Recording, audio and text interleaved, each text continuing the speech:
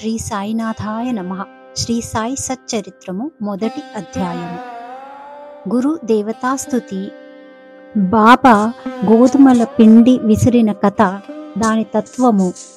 పూర్వ సంప్రదాయానుసారము హేమాడ్ పంతు శ్రీ సాయి సచ్చరిత్ర గ్రంథమును గురు దేవతాస్తుతితో ప్రారంభించుచున్నారు. ప్రప్రథమున విఘ్నేశ్వరుణ్ణి స్మరించుచు ఆటంకములను తొలగించి ఈ గ్రంథము జయప్రదముగా సాగునట్లు వేడుకొనుచు శ్రీ సాయినాథుడే సాక్షాత్తు శ్రీ గణేశుడని చెప్పుచున్నారు. పిమ్మట శ్రీ సరస్వతీదేవిని స్మరించి ఆమె తనని గ్రంథరచనకు పురికొల్పినందులకు నమస్కరించుచు శ్రీ సాయియే సరస్వతి స్వరూపులై తమ కథను తామే గానము చేయుచున్నారనియూ చెప్పుచున్నారు.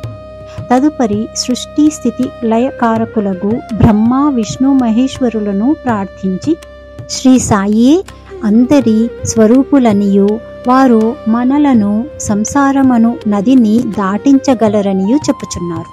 తరువాత తమ గృహ దేవతయగు నారాయణ ఆదినాథునకు నమస్కరించి వారు కొంకణ దేశములో వెలసిరనియు ఆ భూమి పరశురాముడు సముద్రము నుండి సంపాదించినదనియు చెప్పుచు వారి వంశ మూల పురుషుణ్ణి స్తోత్రము చేసిరి. అటు పిమ్మట వారి గోత్ర ఋషి యగు భరద్వాజ మునిని స్మరించెను.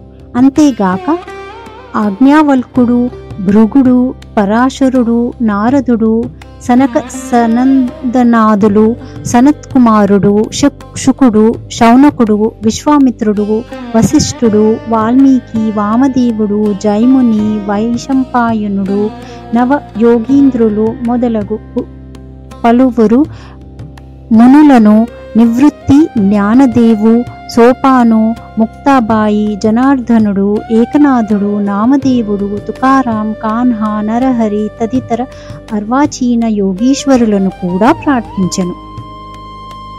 తరువాత తన పితామహుడైన సదాశివునకు, తండ్రి రఘునాథునకు, కన్న తల్లికి చిన్న తనము నుండి పెంచి పెద్ద చేసిన మేనత్తకు, తన జ్యేష్ఠ సోదరునకు నమస్కరించెను.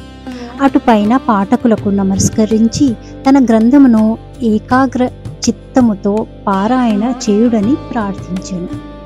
చివరగా తన గురువు దత్తావతారమును అగు శ్రీ సాయిబాబాకు నమస్కరించి తాను వారిపై పూర్తిగా ఆధారపడి ఉన్నానని చెప్పుచు ఈ ప్రపంచము మిథ్యయనియు బ్రహ్మమే సత్యమనే అనుభవమును తనకు కలిగించి శక్తి వారికే కలదని చెప్పుచు ఈ ప్రపంచములో ఏ జీవులందు పరమాత్ముడు నివసించుచున్నాడో వారందరికీ నమస్కరించెను.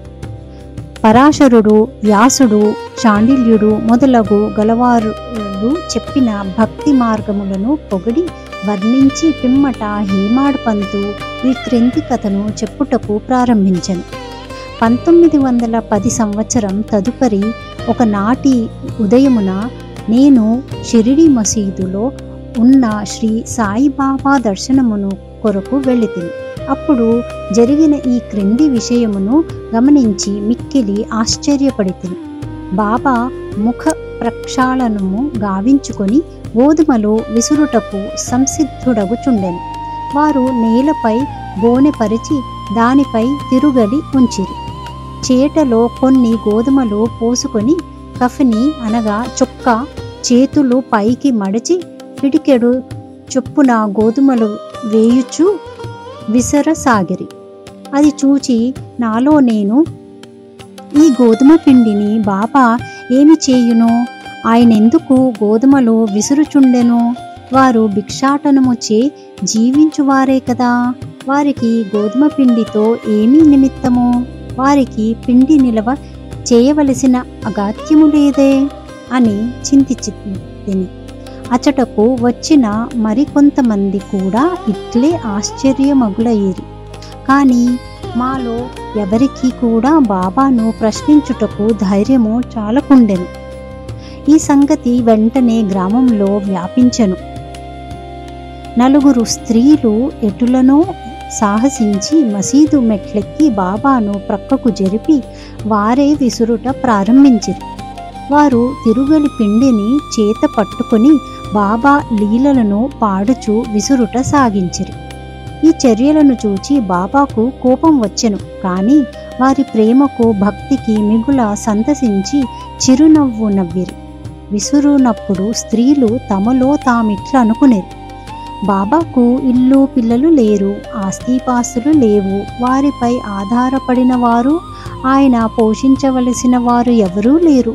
వారు భిక్షాటనమొచ్చే జీవించువారు కనుక వారికి రొట్టె చేసుకొనుటకు గోధుమ పిండితో నిమిత్తము లేదు.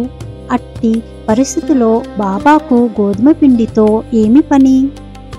బాబా మిగుల దయాహృదయుడగుటచే మనకి పిండిని పంచిపెట్టును కాబోలు. ఈ విధముగా మనసులో వేర్వేరు విధముల చింతించుచు పాడుచు విసురుట ముగించి పిండిని 4 భాగములు చేసి ఒక్కొక్కరు ఒక్కొక్క భాగమును తీసుకొనుచుండిరి. అంతవరకు శాంతముగా గమనించుచున్న బాబా లేచి కోపముతో వారిని తిట్టుచు ఇట్లనెను, ఓ వనితల్లారా, మీకు పిచ్చి పట్టినదా ఏమి? ఎవరబ్బ సొమ్మనుకొని లూటీ చేయుచుంటిరి? ఏ కారణము చేత పిండిని గోపోటకు యత్నించుచున్నారు? సరే, ఇట్లు చేయుడు, పిండిని తీసుకొని పోయి గ్రామపు సరిహద్దుల పైన చల్లుడు. ఇది విని ఆ వనితల ఆశ్చర్యమగులయ్యిరి, సిగ్గుపడిరి. గుసగుసలాడుకొనుచు ఊరు సరిహద్దుల వద్దకు పోయి బాబా ఆజ్ఞానుసారము ఆ పిండిని చల్లిరి.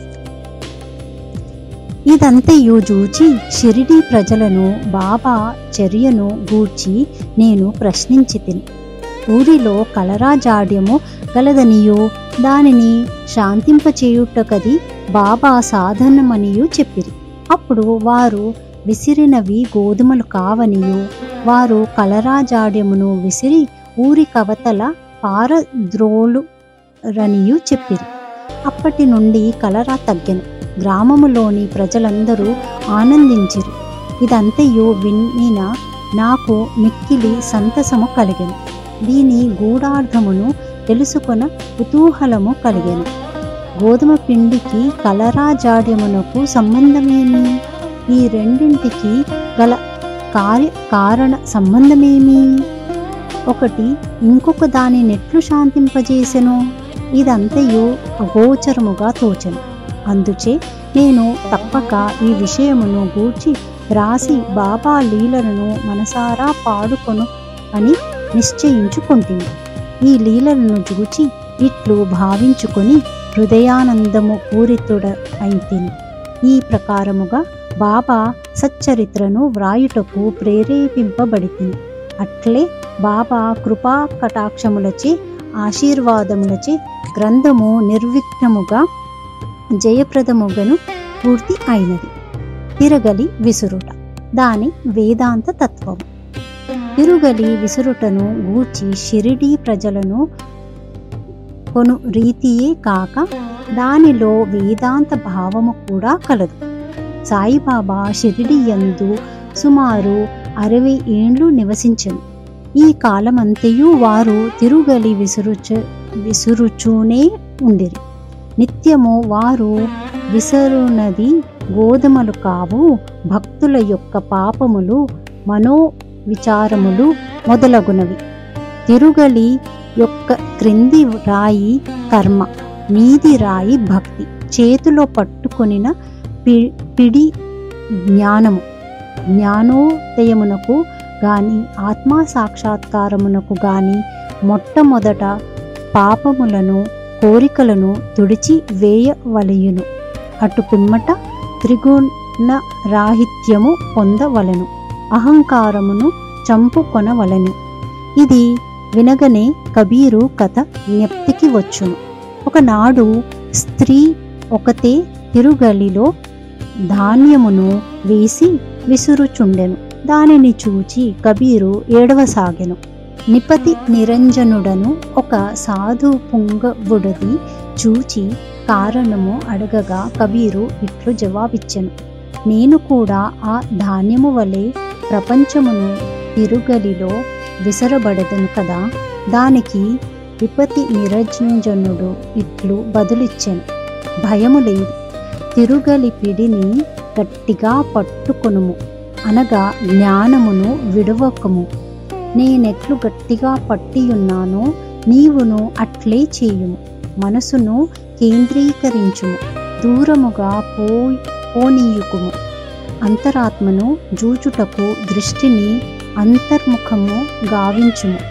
నీవు తప్పక రక్షింపబడదవు. ఓం నమో శ్రీ సాయినాథాయ నమః. శాంతి శాంతి శాంతి. మొదటి అధ్యాయము సంపూర్ణము. సద్గురు శ్రీ సాయినాథార్పణమస్తు. శుభం భవతు.